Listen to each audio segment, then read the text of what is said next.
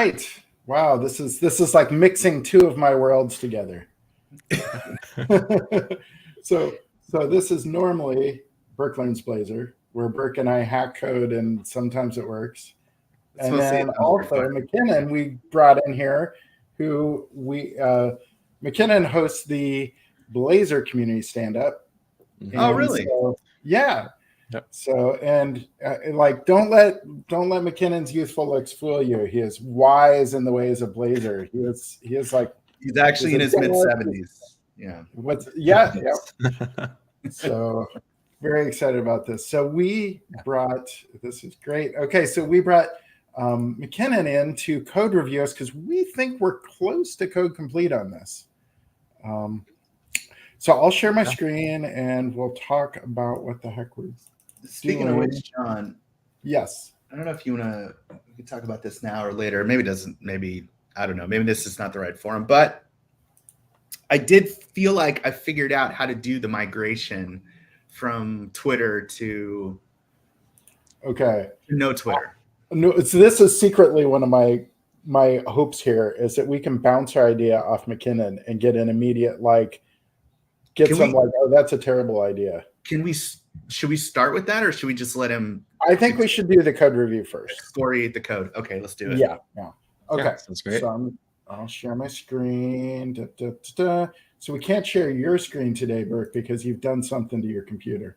The CSharp dev kit has done something to my computer. I'm just gonna be honest. Always someone to blame. I'm not gonna lie to the chat. I'm not happy about it. Uh-oh. Here, I'm gonna stretch us out here. There it is. I think this will work pretty well. Okay. And update the layout. I'm always fiddling with the layouts. Okay. So what we're doing, this is the existing site we rewrote. This was written in Azure Storage, Azure Front Door, and View, and Azure Functions. A lot of things kind of stitched together.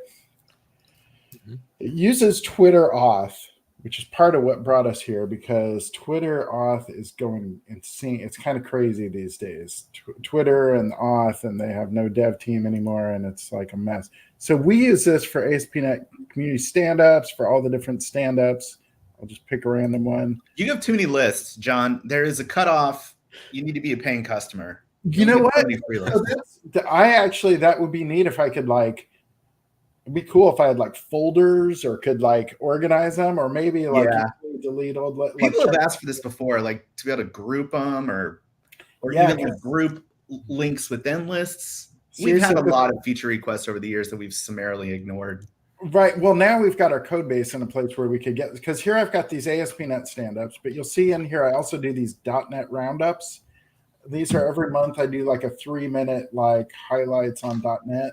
Oh gosh. So yeah, I would love to be able to organize these a bit. Then we've got. Let's say hi to chat. Maurice is here. What's up, Maurice? What's up, Robson? How's it going? Yep. Brazil. Always good to see people from around the world. Nice. Janisku's here. What's up? Yeah. Janisku from Helsinki area, I believe. And yep, grouping lists. I'm a fan. Yep. Cool.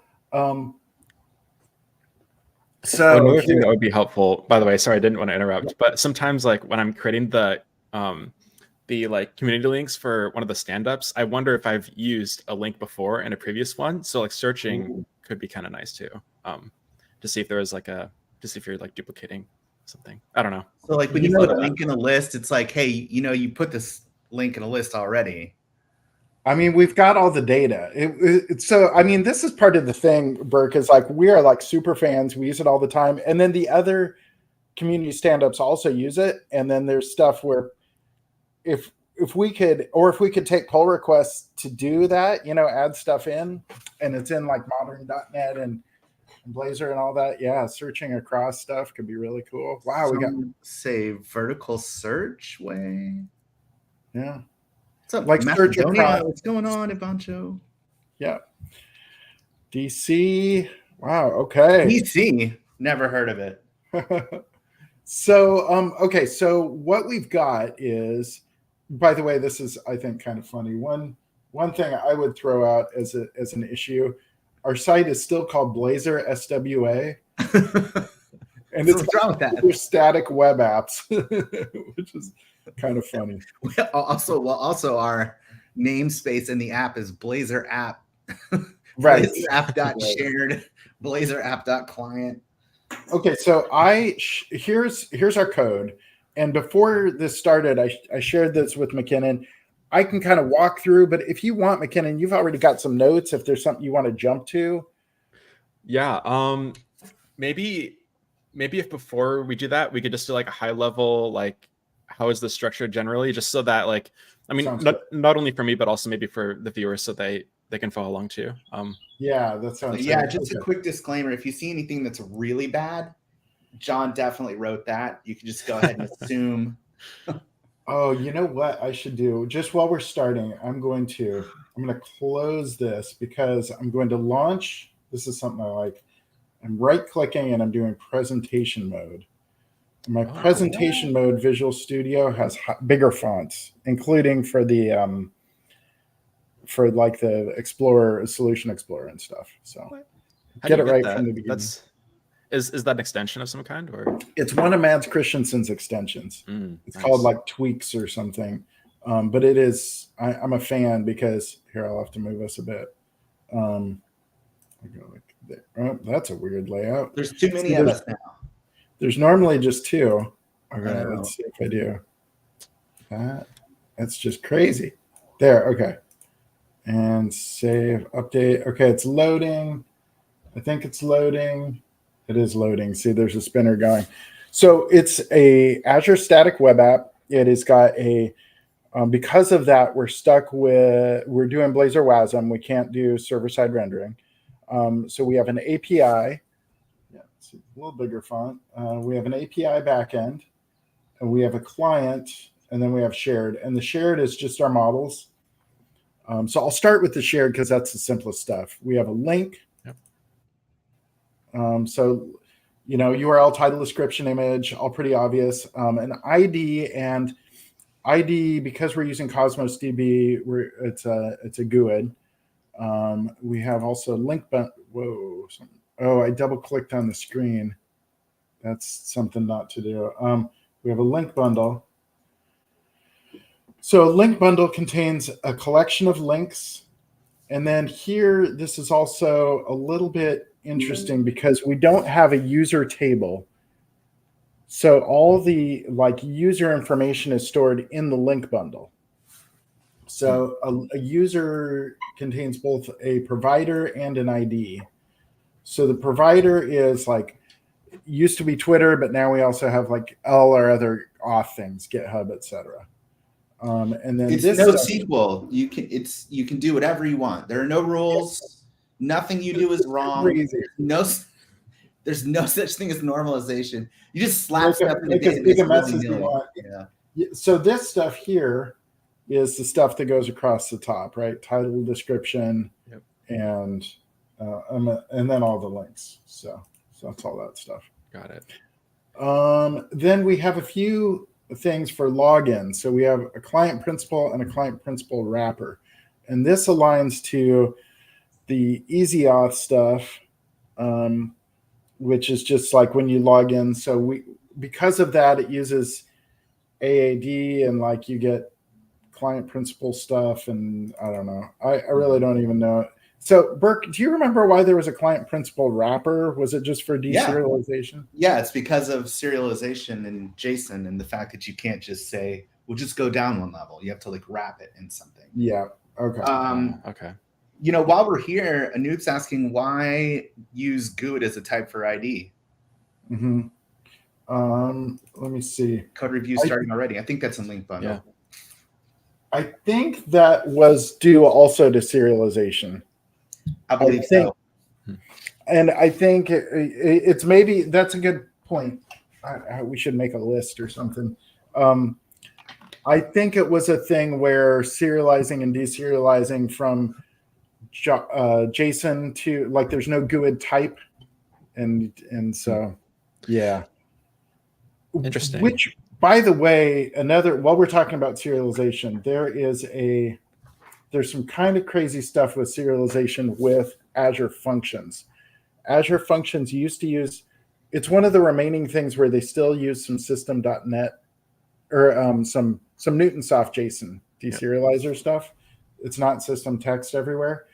So we have a few things where we use a custom serializer, and then our custom serializer uses system text JSON. Okay.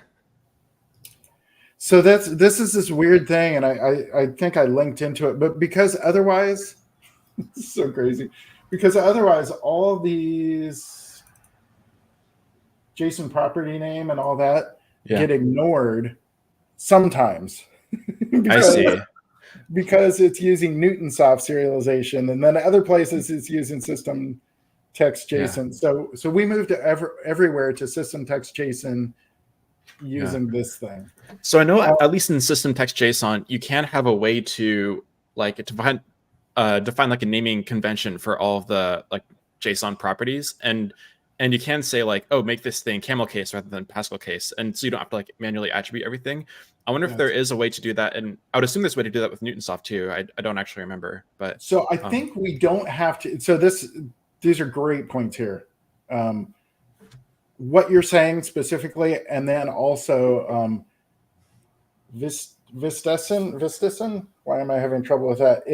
That's a good point. We should comment this stuff.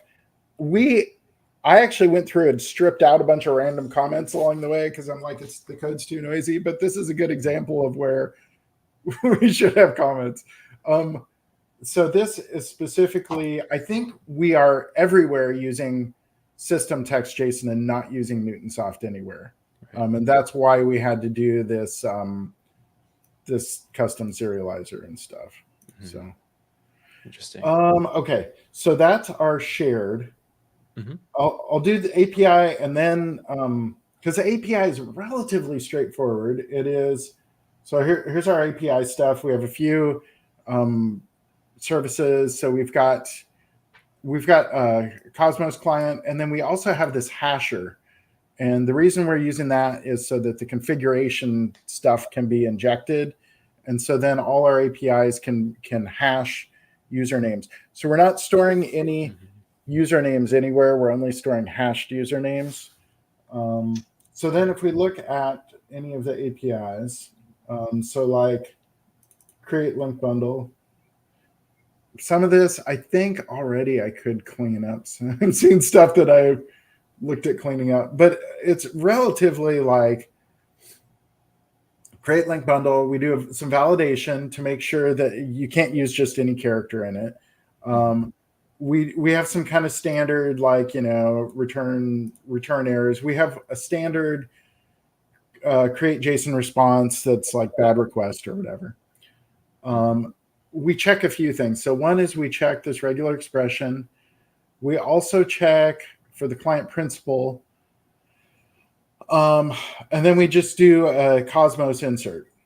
So that's, kind of relatively standard stuff. And then this ensure vanity URL, ensures, checks the regular expression. The validate payload you got to have some links to create it. So we used to do some explicit like querying to see if it existed, and now we just check for conflict. So we try and insert, and if you've already got a link bundle with the same name, we say it's already there. So create is a relatively simple one because you can anonymously create as well. For a lot of the others, and then I'll show Git, I guess. So Git is, it's collapsed. Good morning, John. Where's the collapse? Why can't I uncollapse this? It's weird. Is it that little arrow? I thought I clicked it. Okay, so we validate you've got a vanity URL. We hit client, the Cosmos client, and request it, and then it either exists or doesn't, and then we return it. So those are the simplest ones. Yep. And then for things like delete and update, we've got to validate the client principal. So this is where we've got our thing that says go get the username and provider, compare those with what's in the client principal, and make sure it's owned or not. Okay. So the one other kind of interesting thing is we've got a few, and then Burke, so I'm walking through the APIs, and then Burke, I think I'll be the code monkey and you can walk us through the front end when it's okay. Yeah. So we've got a few like just kind of utility APIs. So one is Open Graph Info. Both this and the QR code, we move these to server side to slim down our WebAssembly download. So we originally wrote both these front end, then we're like, oh gosh, it's a huge download, and so we simplified that. So this validates URL, and then actually like code that I'm both horrified by and proud of. It's super hacky, but it kind of has to be because all the like sites against a bunch of sites, and if you don't use like like user agent and accept and stuff, they're like, oh, you're a bot, and they like filter stuff out. Totally. Yeah. Okay. So we follow redirects and then dig stuff out, and then there's the Open Graph standard that's actually written, and then there's what people actually do. So first we try using Open Graph. If that's not there, we use this standard Twitter stuff. And then some of these are new additions, but I like them. Like after testing some different sites, a lot of sites didn't have some standard things. So we try and fill stuff in with some best guesses. So there's like, we'll pull from the heading. Description, we pull from the Open Graph, but we'll also pull from description. And then image, this one I kind of went a little nuts on, but like we try using Open Graph, but then we also use Twitter image. We use some of the other like icons and fave icons and stuff. So okay. Yeah. And so then, and again, I was going nuts because Burke was like, hey, the Open Graph isn't working. I'm like, it is gonna work. So here we actually, it's because fave icon is a standard. I actually was like, if we can't find anything, go get the fave icon. So we try and use that as well. So anyhow, that's the Open Graph stuff. And then that just returns the link updated with title, description, and image. And then QR code is another example where I originally did this on the client, and it was a NuGet package that couldn't be trimmed down very much. And so we use this QR generator, and it's not very much code. And then we're using SVG. So I just convert it to an SVG string and return the response. Nice. Yeah. So I don't know. That's all that's the guts of the API side. So Burke, I don't know. Do you want to walk us through any interesting stuff on the client? Yeah, I can present. Hold on. Oh, okay. You can present. Hold the phone. Does anybody say that anymore? Chad, y'all say that or no? What's a phone? I know what a phone is. Hold the phone. It'd be different if it's like hold the phone and the cord. Then that would be odd. Nobody would know what that is. All right. Are you seeing? There we go. Let me see your desktop. You ready for me to add you? Yeah, go ahead. All right. Exciting. Oh man, might as well run it. All right, Mackinnon. Yep. Ready for the greatest freaking you've ever seen in your life.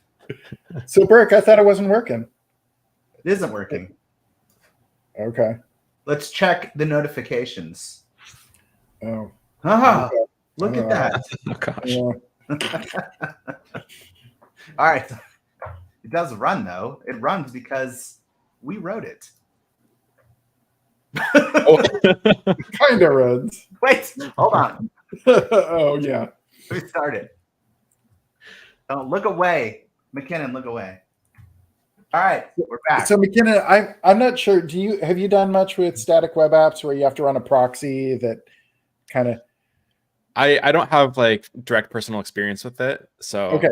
So this was newish to me, but you got to run this SWA proxy And what it does is it proxies back to both, because it's running under static web apps on Azure, it figures out, oh, this is an API request, and it goes back to your functions, Azure functions, or this is your Blazor app, and it just proxies it to your Blazor WebAssembly app. And it also does some neat stuff with authentication. So when you're running locally, there's the static web app proxy that will, when you try and log in, it's like, oh, you're trying to log in, and it does these like neat dev login screens. So, so anyhow, that's my sales pitch. Yeah, nice. All right, Mackinnon. Yeah. Here's the deal. This app's not terribly complicated. We have the index page, which you're looking at here. We have some modals like this. We'll just sign in. This is the mocking that John's talking about. This is the emulator doing all this so that we don't have to like try to monkey with client principles and stuff. Okay. So you have this page. There's not a lot going on here. There's some validation that occurs here. And then this page, and you use the app, right? Like, you know this, you know everything. Okay. And so that I'll show them the cool thing that the storage. The local storage? Local storage. Oh, So if like, you navigate away from that refresh the page, page. yeah. Still there. Nice. Yeah. So, I like that. what was I talking about? Oh yeah, the different pages. So that's indexed, and then we have a new page, which is what you're looking at here, and then we have my lists, which is this page here. And then we have edit, which is what you get when you actually click into a list. It's very similar to new, but a little bit different. And then we have the public page, which is what you actually see when you go out and you look at a particular link bundle like this. That's really it as far as pages go. Oh, and then show the QR. So that's the thing where it's doing the, So that's really it as far as pages go. Everything else is just a bunch of components. Yeah. The only other thing that I guess would be worth covering is the state container, which handles the state. How would we put this? So there's not a lot of properties to track. There's basically like this this link bundle, which is kind of just tracking the current link bundle as you move through the app. You know, are you editing one? Are you creating a new one? Did you publish one? Like, that's the main thing that you're working with in the app. Okay. And then does this this used to, but it doesn't contain the HTTP client anymore, right? Those are in the updater thing. Yeah. And then it contains this right here just tracks this. It's not worth going into. It tracks some of the UI elements that show when the application is busy. Interesting. This is the local storage stuff. I actually probably need some sort of comment here to stop this mess. Like, what's the right way to resolve this? Interesting. So yeah, what it's complaining about is so Blazor WebAssembly apps are trimmed, which means that like unused code doesn't get included in the finally like built app. So here, I think you're serializing link bundle, which was defined in the shared project. Right. So unless the shared project like assembly has opted into trimming, this shouldn't be an issue. So what I would say is there should be, well, if the C# dev kit is working, there should be a way to apply a code fix that just like adds a warning suppression. And then it lets you just say like, hey, this is fine because blah. So yeah, unconditional suppress message, that third option. Right here? Yeah. So if you do that, then you have to scroll a bit, but there should be justification, and you can type out the reason why it's actually okay to serialize the thing. And the reason would be that the shared assembly hasn't opted into trimming, so this is safe to do. Should our shared I don't think we need to opt our shared assembly into trimming because it's just simple classes, right? Yeah, I don't think so. And it's hard to imagine why there would be unused code in that assembly if you're the ones who wrote it and you're using it in your app. So Okay. So yeah, I Is think there a way to like this is fine, but it's a little bit ugly. Is there anything better? Like, is there a way to, I don't know, set that in the project or? are we saying like the state container in general, or Well, that oh, unconditional suppress message, is there a way to do that nicer? so there is a way to suppress that that warning on a project level basis. However, I probably wouldn't recommend that, because if you do actually like use another library that has opted into trimming, and then you you try to serialize one of its types, and that's not annotated correctly, then that could cause real issues. So Okay. like in the like Blazor source code, we actually we just added this attribute wherever there's a case where there's a warning, but we know it's okay. So I think that's like just kind of generally what you have to do. Okay. Yep. Cool. All right. So the other stuff in the state container that I think is worth asking questions about is like this stuff here. So when you add something to a list, it doesn't trigger a state change, right? So like if I'm just in the app and I'm like state container link bundle from the link bundle from the state container, add a thing, and I add it, nothing happens. State change is not triggered. But if you do it here, right, and you call notify state has changed, so that's why we have these methods where we're doing this. That's pretty much true all the time, unless you're creating a new instance of the list, and then you don't have to do this. It actually just happens. We kind of honestly, we were just like, whenever it didn't work, we're like, better throw in a notify state change. Like, we don't totally understand it. Is that fair to say, Burke? Yeah, I mean, from what I understand about lists, at least, is that when you create a new one, that triggers a state change. But that when you add an item to a list, like this doesn't get called. A set does not get called when you do that. Right. Okay. That's interesting. So one thing that immediately comes to mind, this wouldn't help with the problem you just described, which is like about adding things to a list. But Blazor has this idea, or this component called cascading value. And what you can do is, like, rather than having a service that like holds all of your like kind of global state, you can define a cascading value that wraps like a subset of your component hierarchy and provides a value that the subtree can access. And any component within that subtree that subscribes to like the value that the cascading value provider provides, anytime that value changes, those components will be automatically re-rendered. So you don't have to like hook up this event that says like, oh, when this value changes, then like call an event that like calls state has changed and makes the component re-render. It's more automatic. And I think that could be pretty useful for some of these things, rather than having like a totally global state container. Services like this can be also very useful too. This is just another potential approach to that problem. So how would that then handle this? Yeah, like if you add to, I guess the thing I would say is like, maybe rather than, well, actually there are a couple ways.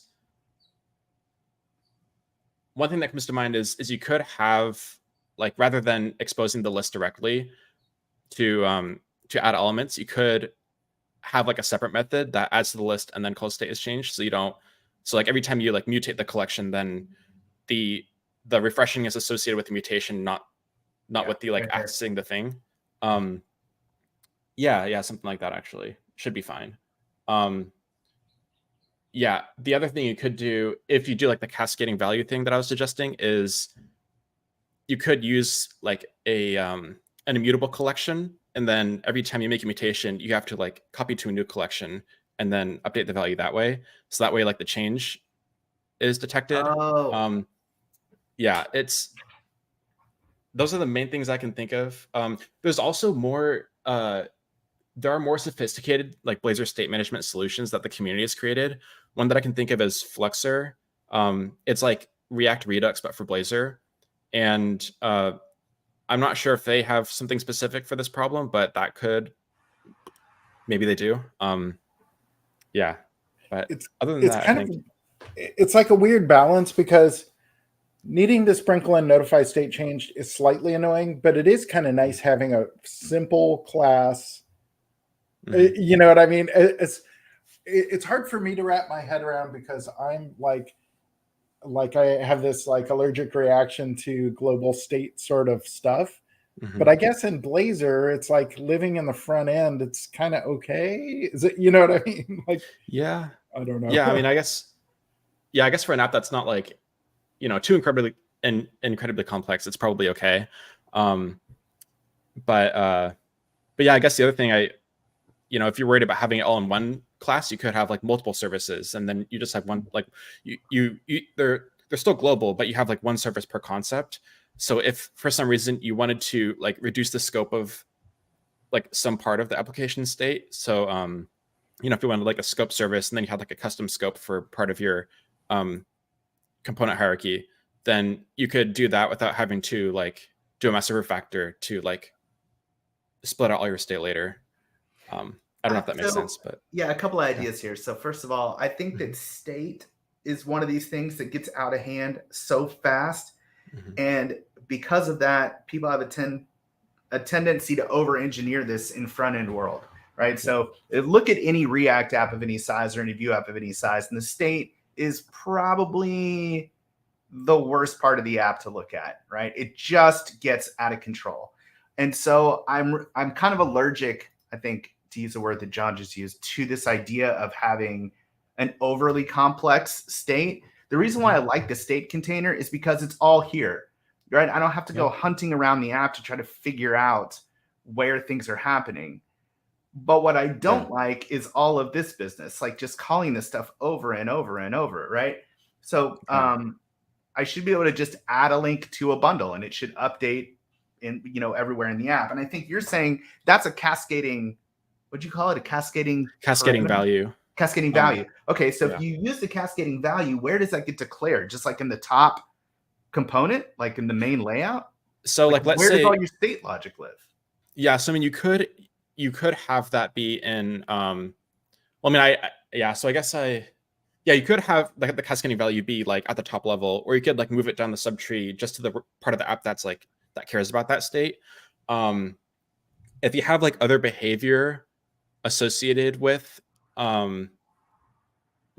associated with managing the state that's not just like accessing the value, then it might be worth either having like another component that has extra logic, or I mean you could have like a more complicated like instance that manages state be the cascading value. So if you want to do it that way, that could work as well, but then you don't get the mutation advantages. Sorry, this is kind of a complex like area, so I don't know if I'm explaining myself so well, but I mean state always is this way, so I totally understand that. I guess to just articulate my own feeling, it's like the one thing I wish was different was that when I did this, that this just triggered a state change. I don't have to then do this. Yeah. The other thing is like it'd be neat, and maybe I'm missing some of this, but it'd be neat if you could like annotate the list or something and just say this is a list that pushes updates, like, or whatever. Like way back in the day when I did more like WPF stuff, like I forget, and some of this you would do with like property weaver AOT, like code generator things, but they would automatically weave in the state change stuff. Right. Yeah, and cascading values do handle that somewhat. Like if you have a cascading value, or so okay, let me like clear up some terminology. So the cascading value is the thing that like percolates down the subtree, and the cascading parameter is a like special kind of component parameter that accepts the cascading value. If the instance of the cascading parameter changes completely, then you do get that refreshing automatically. So you don't have to like have these events wired up to manually like change state or like refresh the state. Blazor handles that automatically, but it just doesn't help in the case where you have like an existing list instance and like you added an element to it. So the list like reference itself didn't change, but its contents did. I think you kind of just have to like know when that happens and then have logic to refresh the state when it does. But the other, I did have like maybe two-ish comments about the state container. Just things that I noticed from like looking through this app before. the main one is that I noticed that there are multiple comments that would subscribe to the is it the onChanged event, I think, but then wouldn't like stop listening from it. So that actually creates a memory leak when that when that what happens. do you mean? So, What do you mean? Like in the components? yeah. So yeah, there'd be some components like they're not disposing of it. Yeah, they're not. So like you do like, the event plus equals, yeah, and then the handler. So when you dispose, you have to minus equals so that it gets unregistered. It's not being disposed in a lot of places. Yeah, and yeah, the problem with that is then, well, like you're going to be doing more work than necessary because you have like an increasing number of callbacks like that get registered, but also like the memory for that component is going to be held onto forever because there's always going to be a reference to the callback, which needs a reference to the instance like of the component. So the component's just going to live in memory forever, so it's kind of a memory leak, which is like one of the biggest problems with events in C# is that if you don't forget to unregister a callback, it's almost always going to cause a problem like this. Is this the right dispose? Is it just yeah? So yeah, if this component implements idisposable, then the dispose method will be called when the component gets removed from the page. If you scroll to the top and there's an @implements idisposable, then it's set up correctly. @implements? Yeah. So where would I do that? Anywhere you want, but like maybe after the injects or something. Yeah, you could do @implements. Yeah, idisposable. There you go. So then the dispose method will be called when the component gets removed from the page. Nice. And then it'll unregister that. But that is one of the challenges with like events is that you have to remember to do that. It's pretty easy to forget, and then you have like a memory leak. Which is another advantage of cascading values is that you automatically that unregistration automatically happens when the component goes away, so you don't have to worry about it. Man, but yeah, that seems like almost something where that if you're like, we should detect that. You know what I mean? That should give you a warning or something. Using an analyzer or something. Yeah. Yeah. That's an interesting idea. That should be totally possible. Because we're like it's a common. I mean, it's an obvious pattern. Like you see it right away, right? You know, so it's like it seems like something an analyzer could get. Yeah. Sorry, I'm just going through and fixing it now. Another thing you could do, if you want to keep the state manager, is it state container or state manager? State container. State container. Yeah, if you want to keep that pattern, you could define a custom base component that registers and unregisters that event, so you don't have to remember to do it every time. So then you could just like extend the base type. Everybody inherits from that one. A base component that has state container adds the event and disposes the event. Yeah. So, and then if a component doesn't need the state container, then it just doesn't extend that type and doesn't, and doesn't add an event handler if it doesn't need it. But I guess the idea would be that any component that needs to register and unregister that event could like extend that type. I did it there, but I'm not actually implementing it, so it doesn't even work. Yeah, even an analyzer that would detect a dispose method and suggest implementing a disposable could be really helpful, I think. So a good question from Robson: is there a way to detect memory leaks in Blazor? Yeah, I guess the best way I can think of would just be profiling. I think Visual Studio profiling tools I actually don't remember if they will detect or be able to track like WebAssembly memory, but there are built-in browser dev tools where you can get analysis on that. And so I would just say use tools like that. There's not like a way to catch it statically, I guess, all the time at least. So sometimes it just takes running your app and looking at some analysis and figuring it out. Yeah. It's tough in this because I don't know. Like, I don't want to say I don't care about it, but like this is one of those cases where a memory leak in a static web app that's tracking 5 to 10 links, are you going to know? It's totally good to do a best practice and to like clean up the code, but it's something like this could have lived there forever and we'd never notice. And you're right though. Like, I mean, it's sloppy and it should get cleaned up, and it's also good to just always automatically do that. It's hard for me because I'm like mostly a server side developer, and like a memory leak and server side is like catastrophic, you know, where it's like it could you could probably like just like so until like you do enough of this, you know, like you're not. I'm just thinking of like, you know, like this, you know, restart the browser. Yeah. We probably just don't even. There's memory leaks going on all the time in our browser, in our front end code. Yeah, I mean, there's definitely like some kind of balance between, you know, like how impactful practically is some issue, like compared to how much engineering effort is it to solve that problem. So yeah, I agree. Like maybe these memory leaks like would never really happen or would never make a difference in the way the app feels. So at that point, maybe it's not a problem. Well, I mean, it's obviously good to know about. It's like, and it's hard. Like, I don't want to be like, I don't care, because like you do want to catch a memory leak and fix it. And I don't know if it could lead to other issues too, if something's like already exists and is hanging around forever or whatever. But yeah. It is. It is hard to reason about, or it's a different thing to reason about a client running app that's served out of storage. That's you know, like I guess a worst case would be something with a big grid with a lot of data that it's running sluggish on the client computer, and you wouldn't know unless you're profiling the front end. Yeah, absolutely. So Mackinnon, just real quick, the other thing that I don't like having to do is call saving to local storage just like over and over and over again. And so actually 2 questions. First of all, is there not a wrapper for local storage? Like, do I really need to do this? So for WebAssembly, there is not a wrapper, and I guess the reason is because it is, you know, just like one line, I guess, to save it.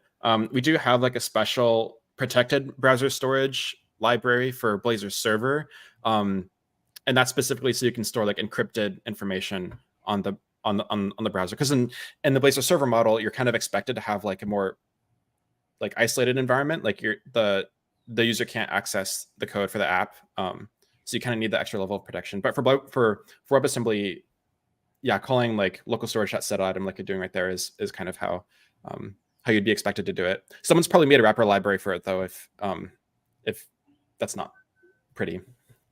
No, that's okay. I was just curious. And then the next question is, do I really have to call this every single time something happens? Is there not like just like a, like if I put it here, that seems bad. Because it's doing it more than it needs to. Yes. Yeah. Really, I just want to do it whenever the link bundle changes. So then we're just back to this issue of I have to explicitly handle every change in the link bundle. Yeah. I can't really think of a better way to do it from like, or a better way to do it than doing it like this, to be honest. Like if the only way to mutate the link bundle is through the add to link bundle or add link to bundle and delete link from bundle methods, I mean, personally, I feel like it's kind of just okay to have it in those 2 places and that's it. Or if you want to have it one place, then maybe have like a separate method called like link bundle has changed that does everything it needs to. And then you just call that. Yeah. Yeah. And I kind of like that. Link bundle has changed. Yeah. You could call it whatever you want, but yeah, just some. Doesn't know.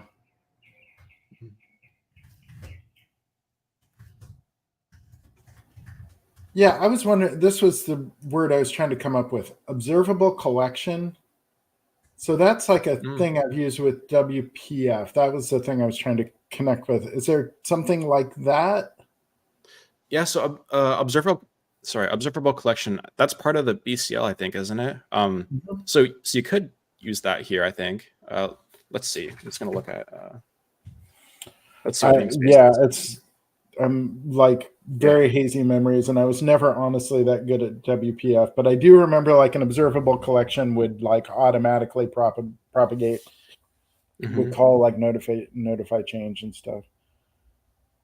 Yeah, so I mean, that's probably another solution. Using that, that's a good idea. You have a one on line 149. You have a I one. know. I'm trying to figure out like Oh, how do I just want to select. You know what? Just forget it. Just do this. INPC. That's it. Oh boy.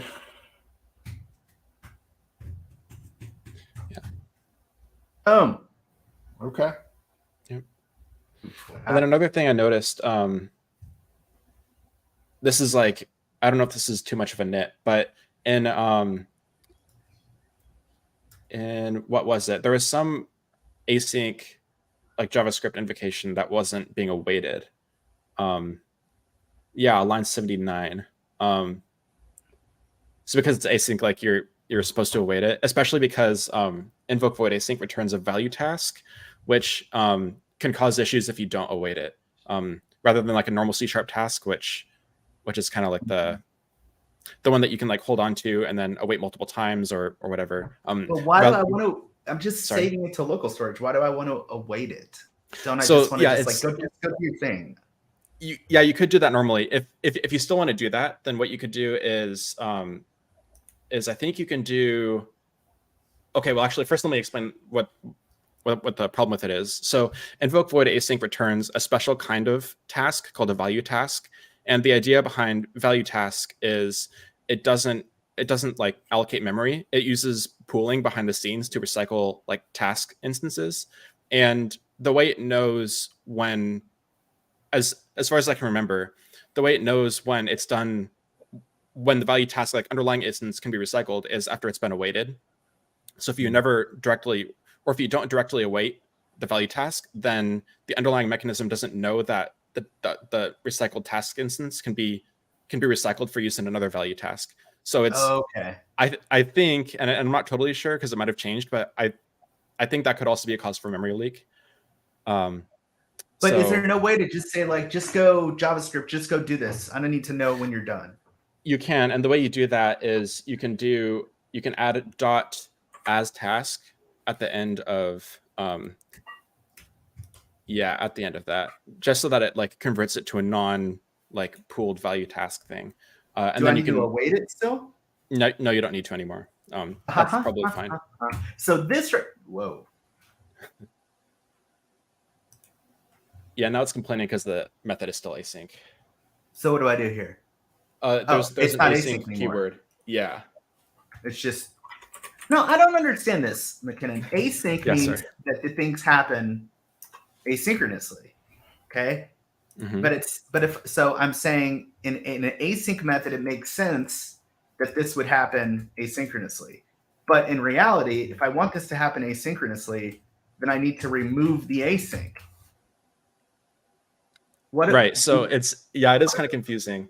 So the async, yeah. So the async keyword, if you put it on a method, all it does is it enables you to use the await keyword. It doesn't otherwise change anything about the method.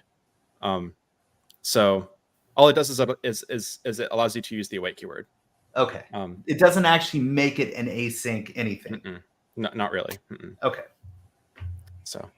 Because we have async await in JavaScript, and that actually means something in that context. If you have an asynchronous method, then it returns a promise. Right.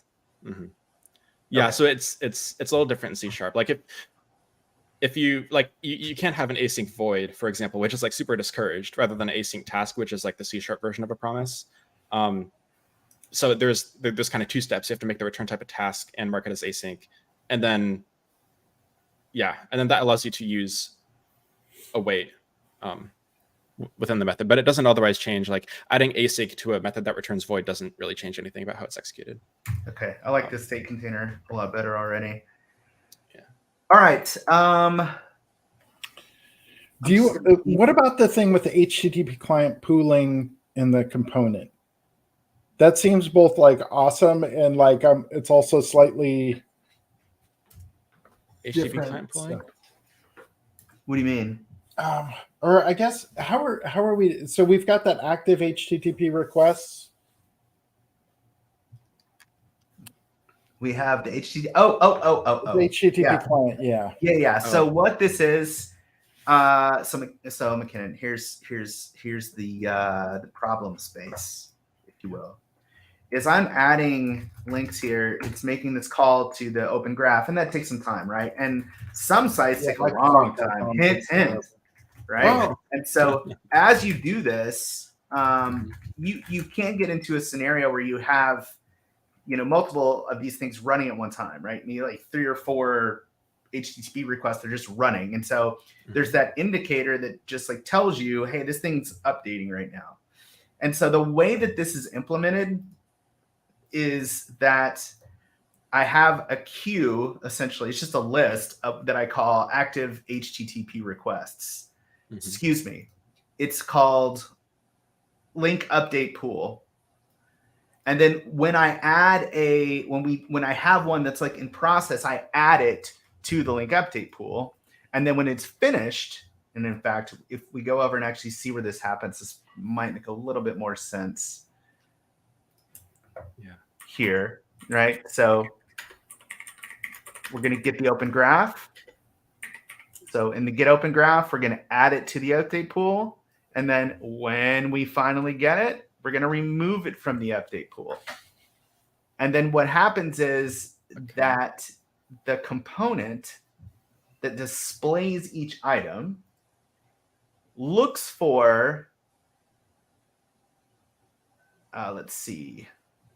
It just looks to see if the state container actually contains this link update pool, contains the link. And if it does, right, then we know that the link is currently being updated. And so we show a progress bar. That's it. Interesting. So the link update pool contains links or contains tasks. What does it contains contain? links. Yes. Okay. Interesting. It contains this specific link right here. I see. And then, so where is the HTTP request being initiated from again? Was that the other component that you were it's showing initiated me? from the new link right here, which the new link, all the new link is this bar, which is the same thing you see here. Okay, so adds it to the update pool, and then so is that list of? Oh, actually, hold on. Okay, so this is okay. I see, and then it's.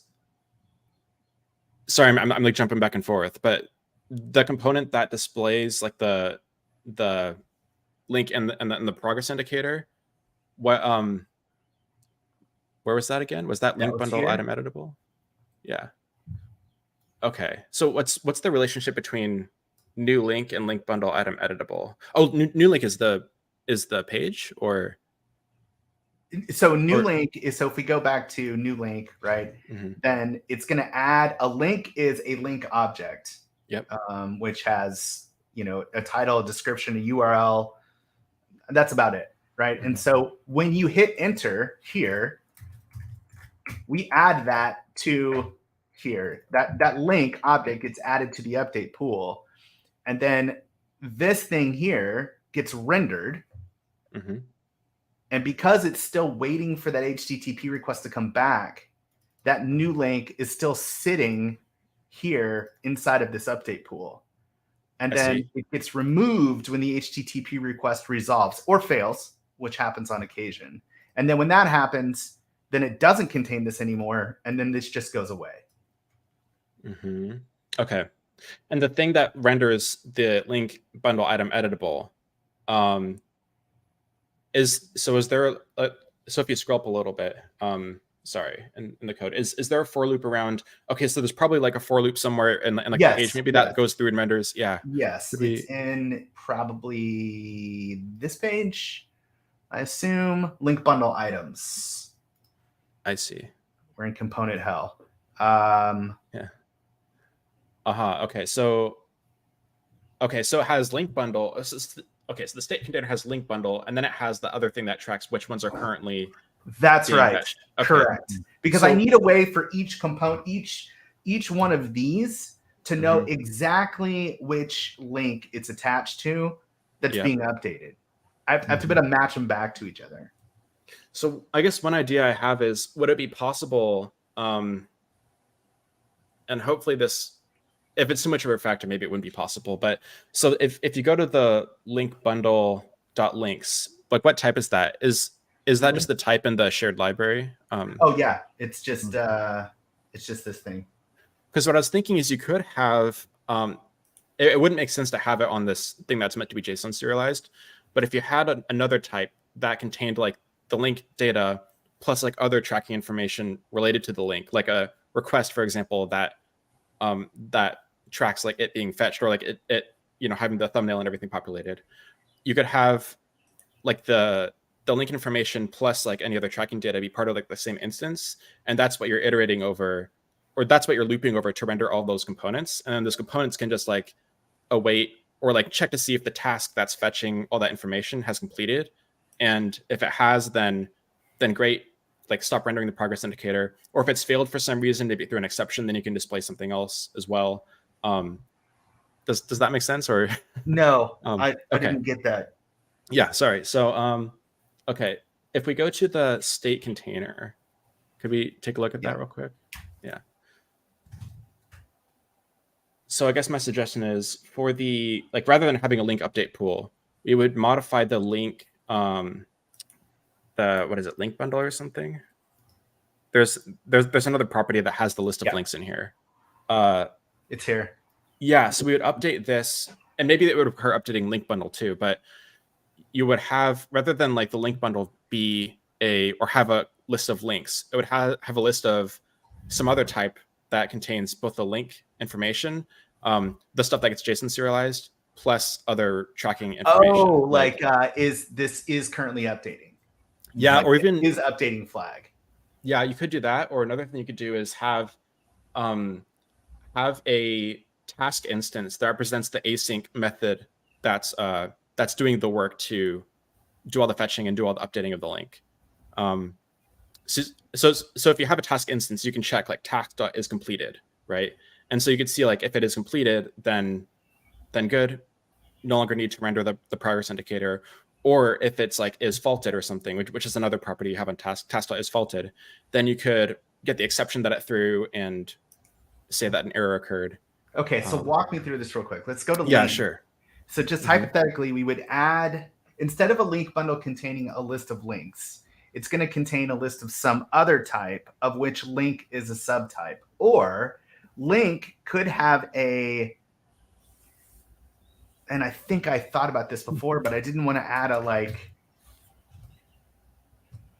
Sorry, go ahead. You do it. You tell me. Yeah, that's okay. So so my suggestion was you have a public task. So like it would be public task, and then here in link, whatever it's called. Yeah. So yeah, here in link you could have, and this is just like other information. And actually, sorry, I'm over the place. But before we jump into this, does link get JSON serialized? Yes, it does. Okay, then this might not actually be a good idea. But yeah, I was thinking about, we could mark it as not serializable, like just that property, but it does start getting more cluttered. Yeah, I'll probably separate the stuff that's meant to be serialized from the like other internal like tracking state. But yeah. So another thing you could do is, and it actually kind of ends up being similar to what you already have, but it's like you could have a dictionary that maps a link to its like other state related to loading. So you could have like a dictionary that maps the link to, or maybe like the link ID or something, to a task that represents the completion of whatever it is that needs to happen for it to load. So like something like this. Link to task, maybe. Yeah. That could work. And then how would you actually use this? Yeah. So then you'd have like another method, and this is, yeah, I'd have to like, we'd have to prototype it out to see if it really makes things better. But you could have like another method in here that allows you to get the task for loading a link, given the link, and then in the, okay, wait. So the end goal is in the component that renders the loading indicator. Right. Could we go there real quick? So the idea is that this shows if if it's currently being updated. If it's not, Yeah. it's not visible. Okay. I mean, this honestly seems fine. If you did want to handle like the error case of like something went wrong, you could include the, like, rather than having a link update pool, you would replace that with something else that gives you more information about the link's update progress. So that could be like a task or something, because with a task, you can actually check if it didn't succeed. Whereas whether a link exists in a list is a Boolean thing. Right. Exactly. So, and I don't know how common it is for this to fail, for a link to not be able to be updated somehow. In the case that it does fail, you can see here, like the request to open graph failed. We don't actually want to do anything with it because the user still wants the link. Okay. You know, we could tell them that it failed, but we currently don't. We basically just display like we just leave it, right? Like we just let them fill it in. Yeah, in that case, then this actually seems probably fine. Yeah, that's not fine. And I really hate the name of this thing, link update pool. Like, can you rename it for me?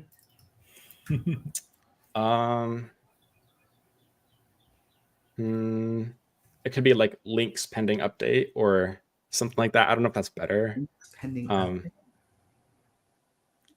Let's see. ChatGPT is really good for renaming variables, I found. But sure. Well, we had this feature. I don't know what happened to it, but we had a feature where Copilot would do this, but it's not working. Give me some alternate name. Phil Snabble just wants to rename link to oink, which it's just one letter difference. So it's Loink. Oink. Change the whole website to be like pig themed or something. Connection update queue, link bash, refresh batch, connection link update set. Link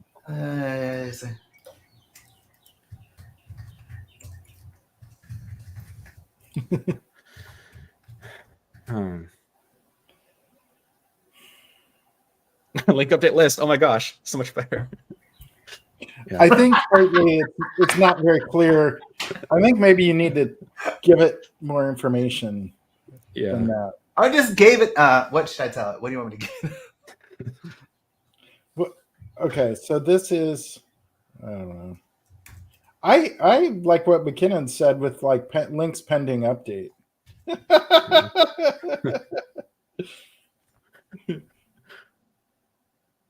Link update list. Oh my gosh, that's so funny. Links pending update. Maybe. Yeah.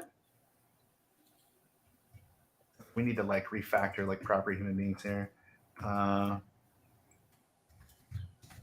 Another thing you could do,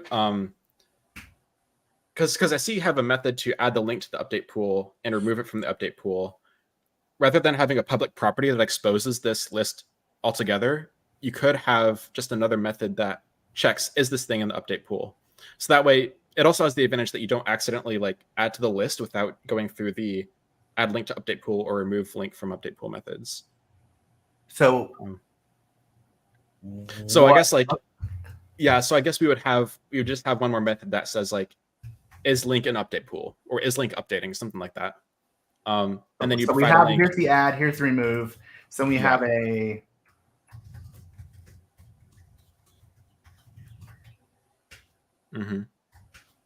right. Copilot is in control. Yeah, it would just return a bool though, and then what? And then we would get rid of the property so that you don't like mutate the list without going through one of these things. And then we don't have to worry about the name of the property. We just have to worry about the name of the field. So I guess what I mean is like, you know how there's the private list links pending update and there's the public one too. We can remove the public one. So there's only a private one. Yeah, exactly. And then the name doesn't matter so much. You know what I mean? So. And then, yeah, we just have to rename those. What does it matter to me? Possible null reference. Yeah, because it wasn't initialized. I already forgot how was the thing. Yeah. Like that? Yeah, that work. And then also it's because we have to change the type annotation. So where it says private list of link, there's a question mark after it. If we remove that, then it should be okay.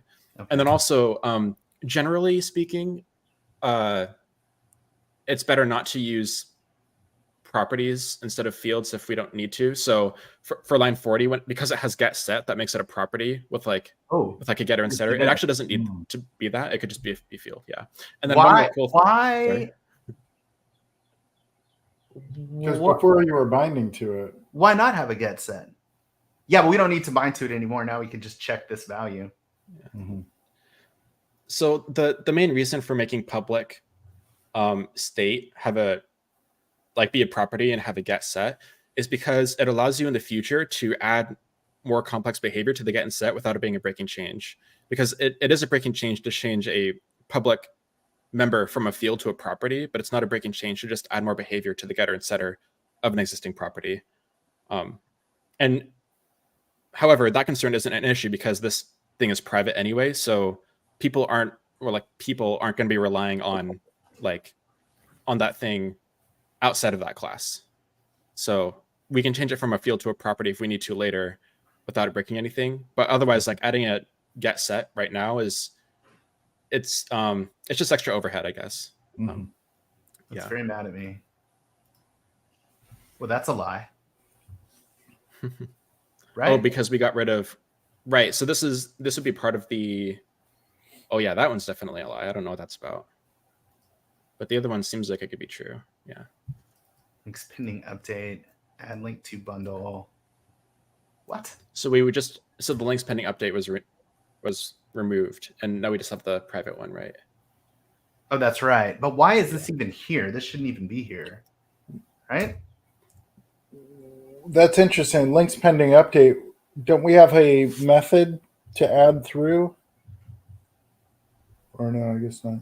Update link in bundle. What is this? Staken.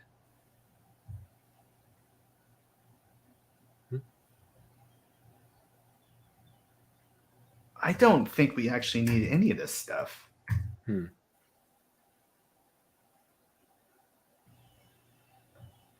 But to be honest, I don't really know. Something's still very wrong here, though. I'd anticipate there should be at least one other error somewhere. Just judging from the overall quality of the code. Sorry. Here. Oh no, just saying because we did refactor here, and there's the other component that still relies on the property. Void. There's. Oh wait, no, you did change it. Never mind. Yeah, it's here. Hold on. Right. Yep. And then that has to return. Yeah. One other cool thing, by the way, about the newest version of C#, if you go to the declaration of links pending update, real quick, control. Yeah. In C# 12, rather than doing new list, you can just do an empty set of square brackets. So it's cuter. What? Yeah. So sorry, not that one, but the other one on the other side. New link. Yeah. I could just do this? Actually, so remove new list altogether and replace that whole expression with just an empty set of square brackets. Like kind of like in JavaScript, it's like an empty list. Yeah. What? Yeah. Dude, that's nice. Yeah. That's cool. All right. By the way, there's no way this works.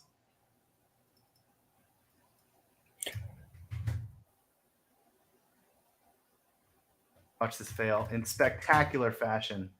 Oh my gosh! Wow. Okay. Live refactor. Let's use Microsoft because this is the one that usually fails. This one, for some reason, man, it seems faster today. Yeah. All right. And another little nitpick. Sorry, I don't want to interrupt, but line 40. You're here, Mackinnon. We brought you here to nitpick. Yeah, that's. I just don't. Yeah, I just don't want to be like, oh, this thing should be Pascal case, not camel case. You know, I don't want to be the naming police. But for links pending update field, that can be made read only as well. And I think there's actually it was giving a little info thing about that. Doesn't really matter too much, but yeah. Why is it read only? It's not read only. It's being changed here. Right. So read only just means that you can't reassign the instance to a totally new list. It doesn't mean the collection is immutable.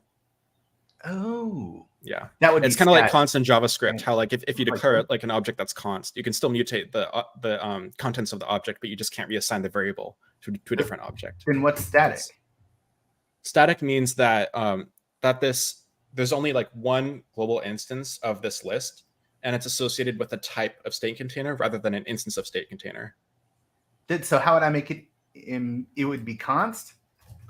So if you wanted to make it immutable, then what you would probably do is, well, there's multiple ways to do it. You could create a list instance, but then make the type read-only list, which is an interface that doesn't have methods for mutating it. So you could make the type read-only list and then assign it to a new list. There's also some other types like immutable array, I think is what it's called. That is like properly immutable and actually doesn't let you, So rather than like making it immutable by putting an interface over it and pretending that it can't be mutated, it actually can't be mutated. And the only way to mutate it is to create a copy with an element added or removed or whatever. So. Okay. So this is good enough. Yeah, that should be good. And I think we can remove like active HTTP requests. This is not a thing. This doesn't exist. Is there anything else I can clean up here that I should clean up here?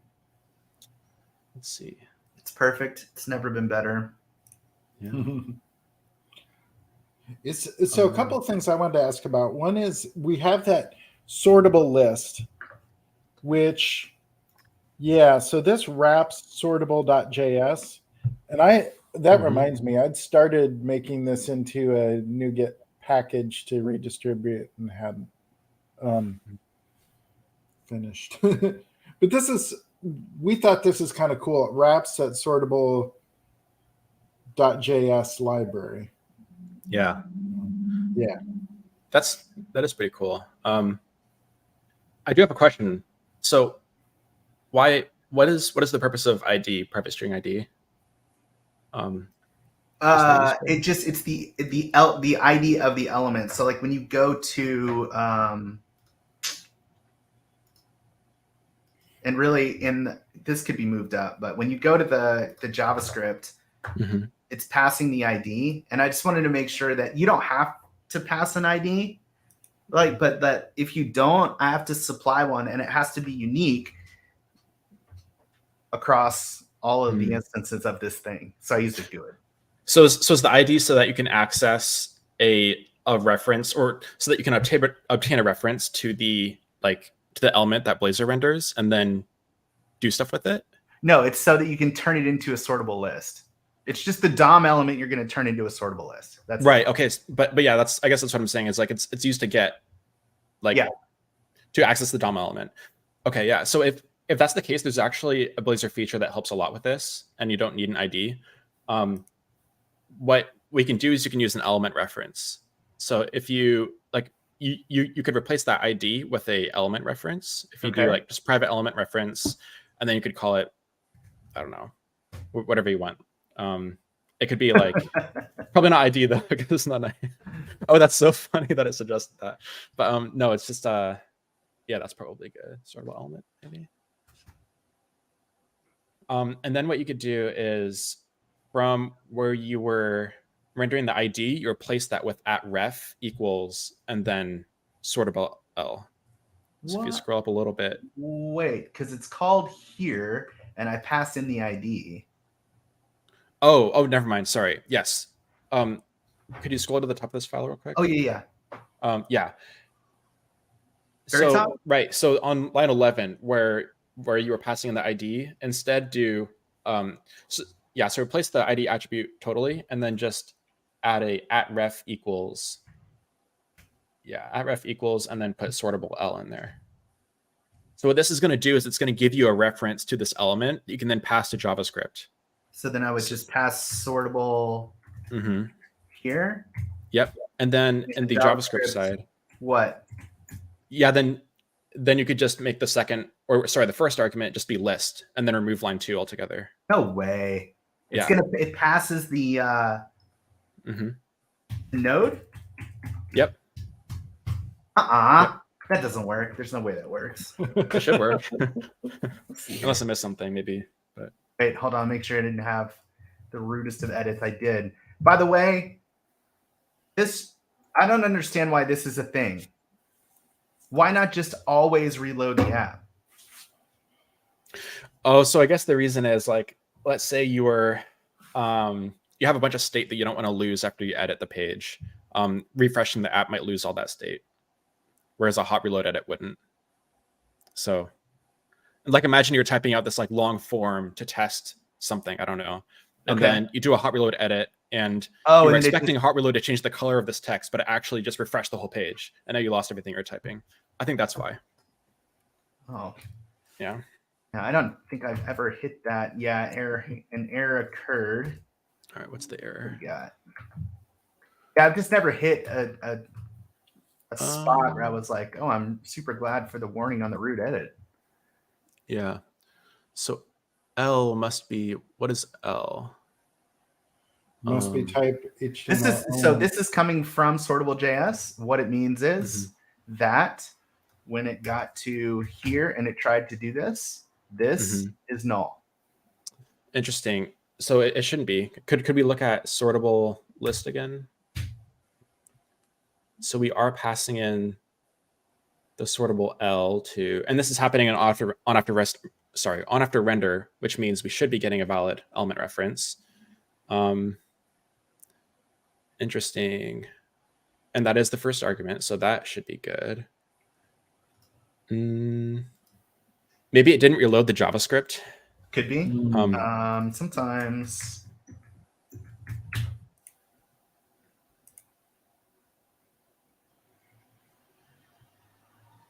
Oh, now that you mentioned that, just speaking of reloading and all that stuff, what is there a best way to check download size? What I've been doing is I'll use browser tools and I'll do a private browser instance because I'm like, it's not going to cache. You know what I mean? Like checking WASM. Yeah, checking the total like bundle size. I don't know if I have a good answer for that actually. Okay. You could like you could look at the publish folder and see what the output size is. You could also I thought when you publish it, it logs out the output size somewhere, but maybe it doesn't. Okay. Yeah, that's all I can say. The title for Twitter is JavaScript is not available.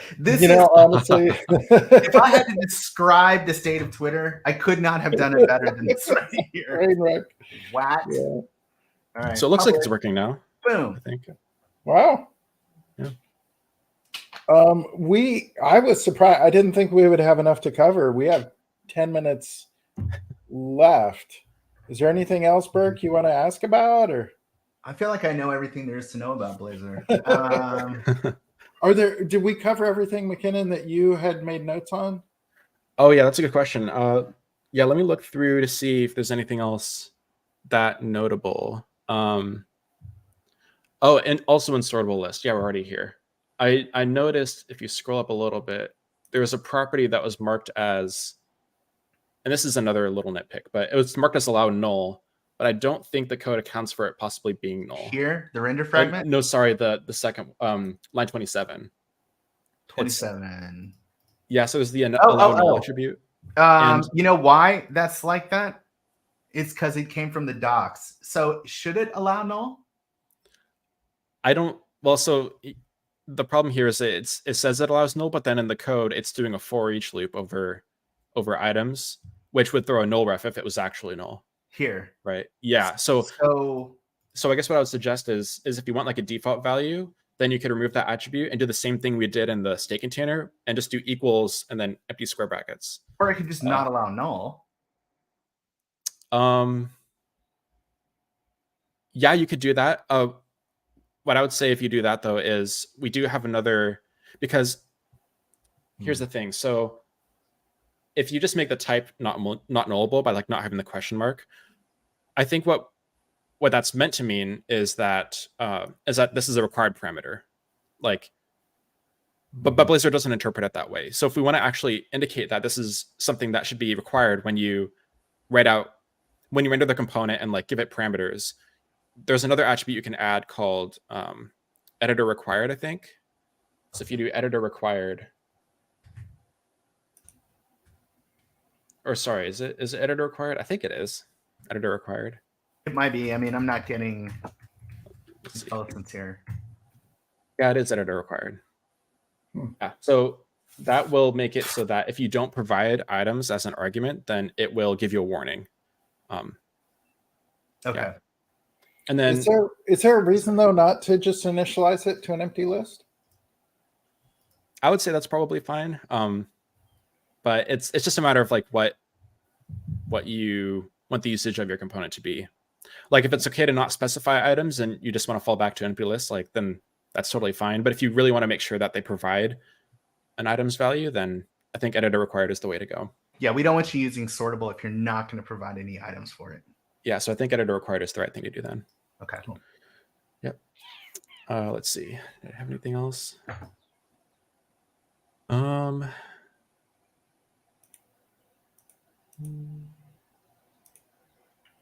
Nothing that important, I think.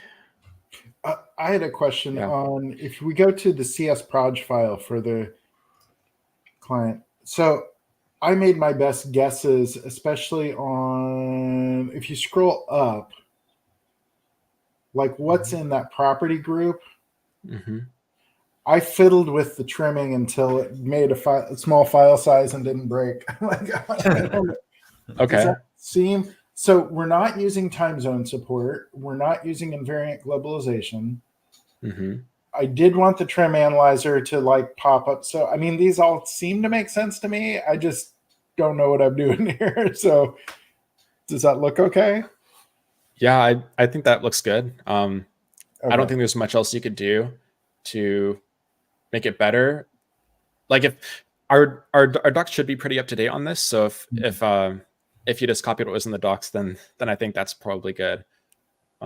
It did make sense from the docs. Some of it said like, go check out the AOT trimming docs, and so it kind of linked back and forth. And there's which is fine, but I was kind of like, I don't know, honestly. We got it down to I think like 1.5 megabytes, which I was pretty happy. Like it's bigger than the JavaScript View app, but it's still pretty small.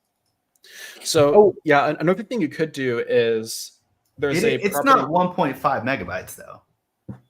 It's like 10.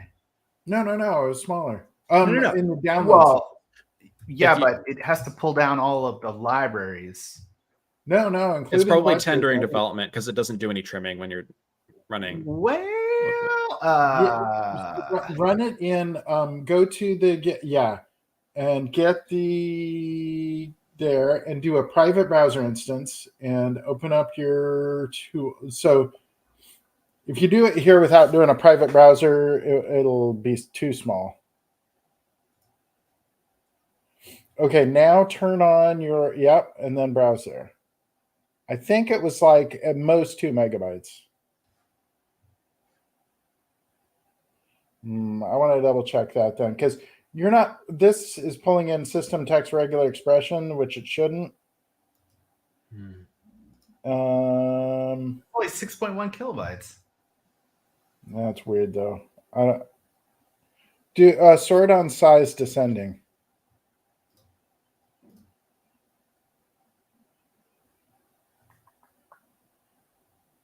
Font awesome is huge. I've got to just pull out the icons we need. Yeah, maybe. Okay, I thought it was smaller. Yeah. Is this app using other? Wait. I'm sorry. Look at down in the lower left. Says 53 requests, 1.5 or 1.6. I can't see. 1.6. So that's the transferred size. Oh, got it. So this is the unzip size. Yeah, because it's doing Brotli and all that. So, I mean, compare that to most websites out there. That's actually pretty small. Well, I know. It's not the same. Well, I'm not even logged in. 2.5 megabytes. Yeah, but this does nothing. Page. It's a login page. Yeah. So. Amazing. we had, I think, two other questions. One is the private list page. Burke, like you had a thing where you were like going to render this in Azure Functions, and you know what I'm saying? You mean like the static? The static page. Yeah. Oh. That's maybe a whole new can of worms. For the static page, Mackinnon, we wanted to do like basically we don't need any Blazor really, because it's just a simple list on the screen.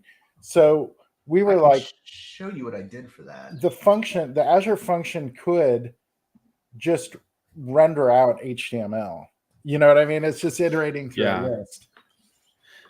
Whoa. So this is like a pretty good example of something that that like Blazor server-side rendering would be great for. Like not Blazor server, but like static server rendering. Yeah, exactly. It would be perfect for that, because it would just be all Blazor code, and you could just have that part of the app not be interactive, and it would be fine.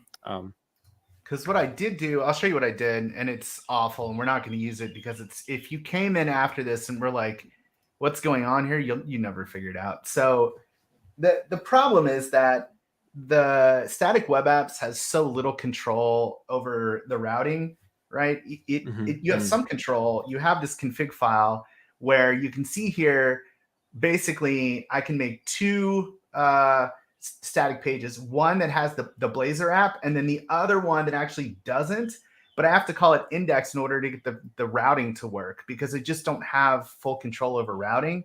So this right here is actually what loads the static page, and everything else, the app gets loaded. And I hate this so much that we're not going to do it. It's the rest funny of it's not because that bad. That really is kind of an implement, like you would never touch this again. Yes, but it's just so awful. Like, this is not well, what's in app.html happening. Oh, right? What's in index HTML? Index is the static page.